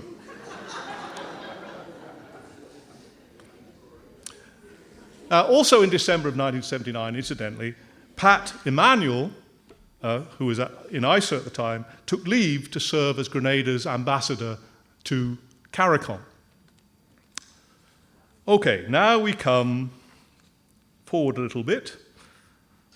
When I first attended graduation at Cave Hill in 1987, I was invited, as fresh-faced young academics were, to the Chancellor's reception. And there I found myself chatting to Sir Alan Lewis. And Sir Alan was bored. He lamented the fact that graduations had become very dull because students didn't protest anymore. Now, of course, this wasn't quite true. For example, future Prime Minister David Thompson, who was a student at Cave Hill between 1980 and 1983, asserted that protests by students were an almost annual occurrence at Cave Hill. He recalled, "When I was a student, we protested every year over lack of security, conditions in the canteen, problems with teachers, and then we marched for causes in solidarity with Grenada, in support of freedom fighters in Africa, and so on." The most notable protest at Cave Hill in the 1990s occurred on November the 15th, 1998. Students were outraged by a series of assaults and an attempted rape of a student in the vicinity of the campus. They disrupted classes, marched noisily through the library, and blocked the campus entrance for a time. Now, this was one of the more successful student protests because the campus administration responded by enhanced security measures, including more patrols of the campus and its vicinity, improved lighting, fencing of the campuses when the campus was first fenced, and the institution of a shuttle service for students living in the neighboring areas. However, one unfortunate consequence of this episode, as we'll see in a moment, was that the campus looked legal advice on the status of the roads on the campus and was advised that in future they should be considered public roads and subject to regulations under the Road Traffic Act. Yes, you remember these days, yes. So now we come to the most famous protest in campus history, Red Wednesday. It occurred on March the 21st, 2001. And it was given the name, of course, because of the red shirts, hats, and head ties worn by the protesting students. The main issue this time was a restriction on fetes held on campus as the annual carnival approached. The students also complained about poor food in the cafeteria, lack of feedback from lecturers, arbitrary grading, and another set of issues. The registrar at the time, of course, was Andrew Lewis. He explained that the restrictions had been introduced in response to a series of violent incidents at fetes involving people from outside the campus. Notwithstanding, the protesting students decided to follow the example of the 1998 protest and blocked the campus entrance. This time, however, the police were summoned to clear the road. A melee ensued, in which several students were manhandled. Rose Marie Antoine, a lecturer at the time in the Faculty of Law, arrived and attempted to intercede. Apparently mistaking her for a student, the police subjected her to the same rough treatment.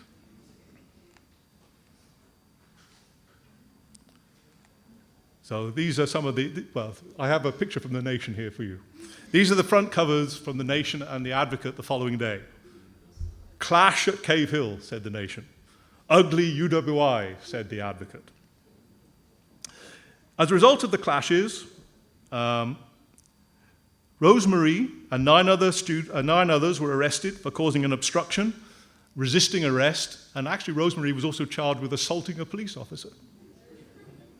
This issue took on a regional dimension because the students arrested including 3 Jamaicans, 2 Trinidadians, a Bahamian, and a St. Lucian, while Rose Marie Antoine, of course, was the wife of the St. Lucian Prime Minister and former Cave Hill lecturer, Kenny Anthony.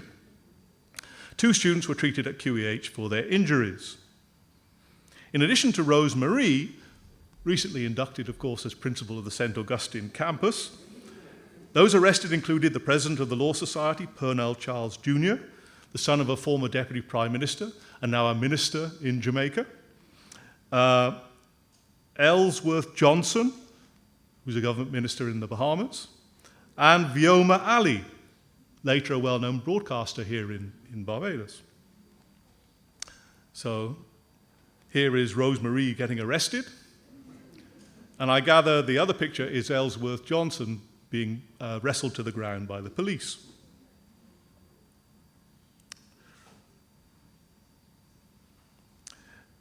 The following day, there were more student protests, this time dressed in blue, so it was Blue Thursday.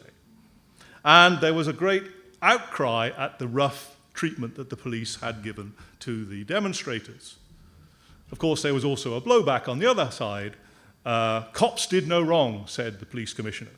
Back cops, hotbed at Cave Hill, said an editorial in The Advocate. Opposition leader David Thompson called the police action a grave error of judgment, while Vice-Chancellor Rex Nettleford called for an inquiry. Of course, not everybody agreed that the police overreacted. In the editorial in The Advocate that I mentioned, The Advocate thundered as follows: "Sadly, there are those who lack the courage to stand up for the propriety and good order, opting instead for appeasement and mollycoddling. To feed students on such a diet is to invite unending extremism at the campus." A few days later, Wiggott organised a protest by academic staff at the campus entrance. And you can see some of the revolutionaries even in the room with us today. Hiding behind the banner, you have Anthea Morrison, Why the Violence? And then that doughty revolutionary David Berry next to her, and Ed Brandon. And then on the other side, Ian Craig. Yes, take a bow, Ian, there he is. Jane Bryce, Raheem Bacchus, Hadrian Peter, and I believe that's Steve Smith. So the academic staff got involved as well. Eventually, the charges were dropped, and a countersuit by Rose Marie Antoine alleging police brutality was also dropped. In the meantime, the campus administration and student leaders met and largely resolved the issues that had sparked the protest. By the way, this is, some people saw the funny side, these were the cartoons of the time. You can see Owen Arthur, the Prime Minister of Barbados, saying, "Listen, Kenny, I swear that is the truth. We didn't do it to Rosemary." And the little boy there is saying, "I thought I could wear these to university, but I better change into battle gear." Of course, there have been other protests since 2001, but none that really compare with Red Wednesday, so I haven't gone through the rest of those. Social life at the campus. Now, if time and the libel laws allowed, I could regale you with the stories about the social life on campus over the years. Suffice to say that as Cave Hill grew as an institution, it also grew as a community, with its own rhythms and dynamics charted by the passing of each academic year. In the early days, when the staff was small and embattled, powerful and enduring friendships, and occasionally powerful enmities were forged. The SCR Staff Senior Common Room in the 1970s and 1980s was the favoured liming spot for members of the academic staff, presided over, of course, by Janet Gaskin, where Roy Brathwaite, known to all as Brath, held court at the bridge table, while others slammed dominoes. I was taking a little survey. The card school, apart from Brath, included Andrew Burgess, Norman Pestainer, Robert Williams, Charles Hollingsworth, how could I forget Charles? And Michael Gill, of course. And Leo Mosley as well, yes, at various times. I won't tell you how Pauline knows all of that, but there we are. Actually, I will tell you. One of the depressing things, when I first came to Cave Hill, when Pauline and I got together, it turned out she knew all these guys long before she ever met me, because she was playing cards with them back in 1980-81 when she was at the Met Institute. So anyway, social life on campus. In my own faculty, Royden Salick, I am told, led crabbing expeditions to the East Coast, although, of course, that was before my time. The more energetic turned out for the staff team in the Campus Football League, led by Jai Jebad Singh, who played with both his glasses and his knees taped together and held together with tape. One of the things I found bewildering in my early days on campus was that everybody seemed to be related to everybody else. I remember complaining to one of the secretaries about someone giving me a hard time in the registry, only to discover later that they were sisters. There were also numerous affairs, marriages, and divorces in the somewhat febrile atmosphere on campus.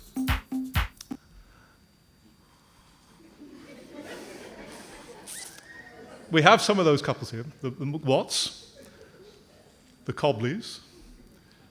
I'll tell you one story about that. My wife, when we were first courting, my wife said to me, "No PDAs," which meant no public displays of affection, because we were trying to keep it secret from the campus. However, one day I arrived to teach a lecture on campus, and the student said to me, "Hey, we saw your car parked over there in Clairview Heights, and it was still there in the morning." So much for no PDAs. Now, inevitably, the intimacy and camaraderie that characterized the campus in the early days waned somewhat as the size and diversity of the campus staff grew. Perhaps what we lost in terms of intimacy, we gained in terms of greater professionalism. All I can say is that those were different times when we were all a little younger.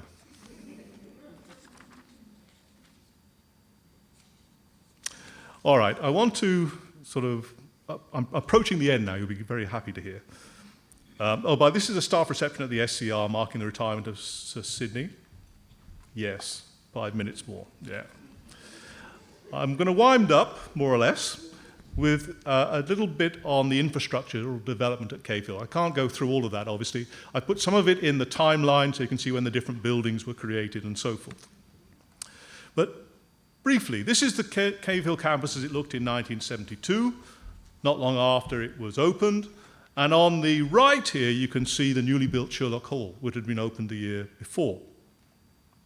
Here you have the Student Union on the left. On the right is the multiracial Studies Centre, which is now the Alistair McIntyre building. By the way, the Student Union is now the Andrew Lewis building. And you see the old pavilion there. Now, to move forward, here is the campus as it looked in 2002. And this is a brilliant photo because it's just at the point where Sir Hilary is taking over as principal. And so many of the developments that you can see all around us hadn't happened yet. You can see in this picture, there's no, of course, new admin building. There is no teaching complexes up on the hill. There's no Errol Barrows Centre. And you can see the open space in the distance, which is the Usain Bolt Sports Complex. So this is what the campus looked like in 2002. Fast forward to the last decade, and this is what the campus looks like now. Of course, Usain Bolt Complex at the bottom there. And that picture I took, actually the bottom one, I took out of the window of the Clico building. So you can look across to the admin building from there. Now, this is a slide showing some of the builders of the campus. I don't know how many you can identify. Actually, when I realized, I looked at it today, I overlapped with all but 2 of the people on this slide. I knew all of them pretty much personally. Of course, this is an unscientific sample, so if you're not up there, I apologize. I just want to share one story from an email sent to me recently. There are many unsung heroes on this campus, and I think this story illustrates it. This is a story from one of our retirees, Jean Small. Jean wrote, "The late Keith Scott worked in the Department of Student Affairs for many decades. There, in addition to carrying out messenger duties, he single-handedly operated a stencil duplicator at first, and subsequently a lithographic printing press for the production of UWI exam papers. Because of the sensitive nature of the information being dealt with, Keith Scott was solely responsible for all aspects of the printing process, from pre-production to post-production. It was necessary and critical for him to maintain a secure environment to protect the data in his care from unauthorized access and to prevent the loss of any printed materials, as well as any printed waste, etc. Further, Keith Scott could be called upon for his assistance in various other ways, and he participated in many of the UWI's outreach activities." And he concludes this way, maybe his contribution to the UWI seems small compared to that of others. However, I think his contribution to the UWI should not be overlooked. So my apologies if I haven't called your name in the course of this presentation. There are many unsung heroes. I wish I could have mentioned them all. Now, as you know, the theme for this anniversary celebration is resolute and resilient. I think it's quite a fitting description of our campus over this 60 years. That history means that we can look back with pride, but we can also look forward with optimism, despite the many challenges we face. And I want to end by borrowing a quotation from a speech made by Norman Manley at the end of his career, which I think sums up the spirit of this campus as we look back over 60 years of endeavor. Out of the past of fire and suffering and neglect, the human spirit has survived, patient and strong, quick to anger, quick to forgive, lusty and vigorous, but with deep reserves of loyalty and love, and a deep capacity for steadiness under stress, and for joy in all things that make life good and blessed. Thank you very much.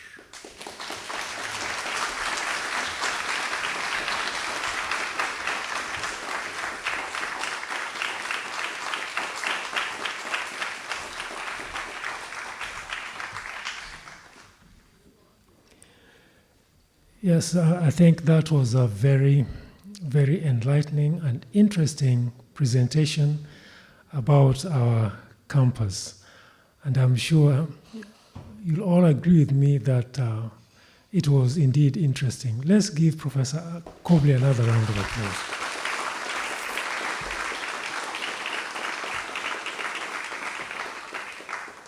Now, I think you can see and appreciate why we need historians, right? Not twistorians, historians, right? From a very humble beginnings, we've come from very humble beginnings, but now our reach is wide and deep, given the story we've just heard. I think Alan will be ready to answer one or two questions or comments. All right, so we'll entertain a couple of questions, one or two, or comments. I'll start the question. Alan, can you tell us something about the discipline of philosophy at K-Ville? Wow. Briefly. This is a professor of philosophy asking me that question. Well, one of the things I would say is that for many years philosophy was taught at K-Ville by one man, Wilvin Wiggin, who graduated, I think, from this campus in 1969. Now, he taught various sort of service courses in philosophy, but we developed philosophy as a discipline at K-Ville during the time that I was Dean of Humanities. And we had an almighty struggle over philosophy. I can see Mark, the etched in his brow are the reminders of that. It was a very difficult issue. And the issue was that when we hired our first philosopher, a guy called Majid Amini, who called himself Persian, he was from the Middle East, he was very much trained in the British philosophical tradition. And so he developed a philosophy program, which was going to be a philosophy major for the first time in the faculty, which was based on British philosophy. This caused outrage on the part of some who felt that we should be teaching at K-Ville Caribbean philosophy or Caribbean/African philosophy. And so a struggle ensued over what philosophy at UWI K-Ville should mean. I don't want to go all into the ins and outs of it, it was a difficult struggle. I had a headache, I remember, for about 3 weeks as we tried to deal with it. But eventually we came to Keith Hunt was principal at the time.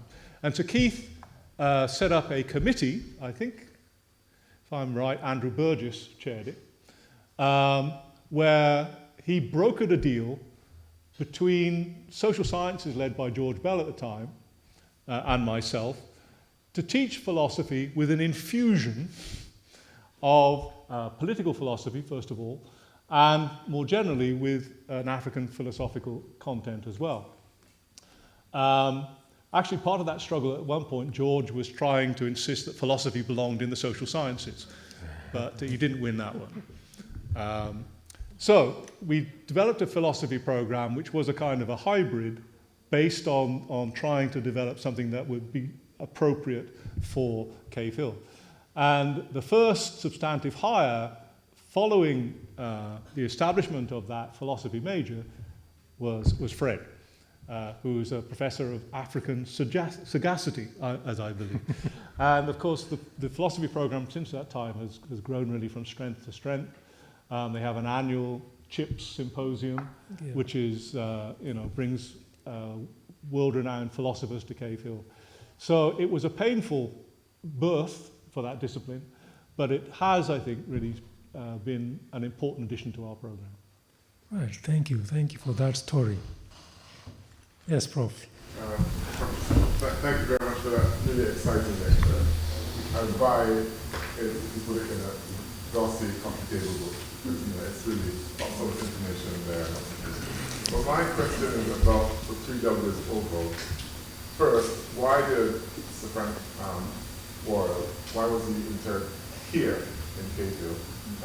I remember, because I was a student at Irving Hall in Mona, and I remember that he was the first warden of the Irving Hall. Right, right. So I wonder why, and then of course, the 3W's become part of the 3W's forward. Right, yeah. Yeah, well, the short answer, I actually, it's a question I asked as well. I don't know the answer, why it came about. He died, as you know, of leukemia, I think, in March of 1967. The only reason that he came to Cave Hill, I think, is because he had designed that entire space. The sports ground and the pavilion and all that was according to his template. I tried to find newspaper cuttings and so on of the time to explain why he was buried on the campus and some record of the interment, but I haven't actually been able to find it.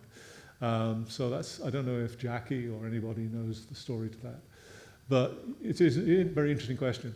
But of course now, it's so much a feature of the campus today, and of course the 3Ws all reside there now.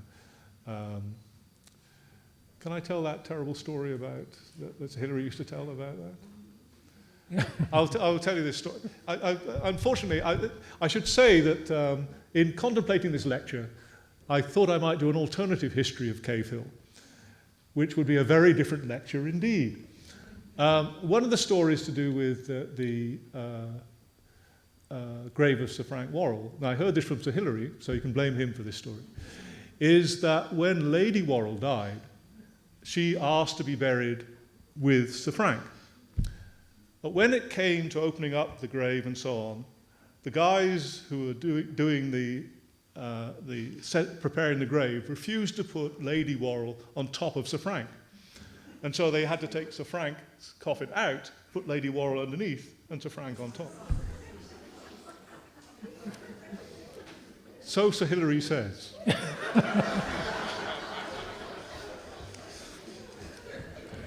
I tried to include a little bit of the audiovisual element in my presentation, as you have seen. There are more videos, but not a lot, surprisingly, of the early history of the campus. In terms of tapes, the Oral History Project, apart from Sir Sidney Martin, there are recordings there of Sir Keith, I believe, although those are limited, and various other people involved in the development of the campus. But, it would be possible, I think, to make a documentary of the history of the campus using that material, which would be very, very interesting. By the way, I wanted to apologize. Those of you who are in the Faculty of Humanities and Education, I was told last week by Tara that in addition to giving the entire history of the university and the campus today, I should talk about the Faculty of Humanities and Education and its history. I have not done so in any detail, as you could tell. But that is a separate lecture that we would have to give. But one thing I would say, I think it was Tara, shared something with me the other day, which is the brochure, pamphlet from the first faculty, the first arts festival put on at Cave Hill in 1969. At that, it was a 6 days at Cumbermere. It was staged at Cumbermere between 6th and 12th of April 1969. It included a play by Errol John, which was produced, directed, and starred David Gary Gaspar, historian. Eddie Cox, historian, was also in it. Francis Alexis was in it. The sets were done by Carl Bruthagen. The lighting was done by Michael Gill. They also had a calypso competition. The reigning Cave Hill calypso monarch was called the Mighty Workhouse. I have no idea who he was, but he performed. Huh? Really? There you go. But there's a whole history to be written about the arts and the role of the campus has played in that, in its outreach into the community and so on. Many of the lectures in this series are going to be touching on different aspects of the way in which the campus has interacted with its community, but also with the wider community in Barbados and the region. I hope when Marcia Burrows is speaking about culture, she will talk about some of these things as well. Correct, okay. Any other comment or question? How are you doing? I'm fine, thank you. All right.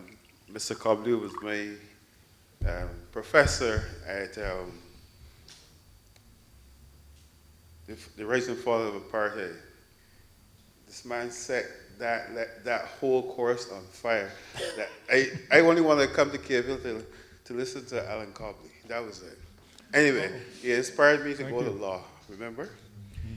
I'm here, I had a unique experience when I first came to Cave Hill to listen to Hilary Beckles. He was not a professor at the time. I went to humanities, and he was the dean of humanities.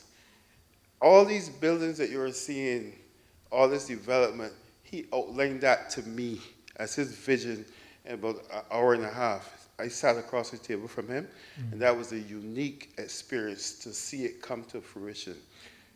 You made the suggestion that we should have these oral histories, like these documentaries. Please have one with Sir Hilary. That's my plea. Have about 10 hours, I don't care, 20. I'm serious, he has a rich history. I was a young matriculate, and to hear him speak about how he wants to do this and that, and I was saying, this man, we can get the money from, that I was saying to myself, but I've seen it. You see all the buildings and the stool and all that, and the Sir Hussein Bolt complex and all that. Sir Hilary outlined all the things he wanted to do. I was saying, here's this man, where can get the money from? That's all I was saying, but I've seen it come to pass. So that's just my plea, to have that rich history. Don't let it go. He's in good nick. His mind is sharp. Get it now. So, Prof, that's your former student challenging you. Yes. Yeah.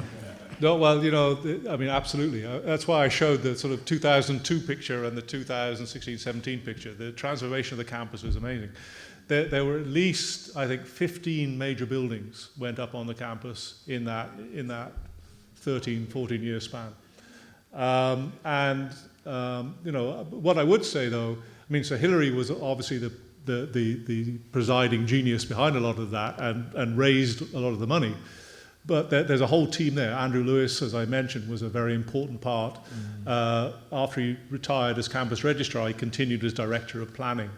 And so a lot of that was conceived during his time. Unfortunately, as I say, Andrew is no longer with us. And that's a resource lost, an institutional part of the institutional memory lost. But Jackie is here, and there are others here who are involved in that as well. So I hope that we will make an effort to try and catch these memories. All right, so colleagues, with that, let's give Prof. another round of applause.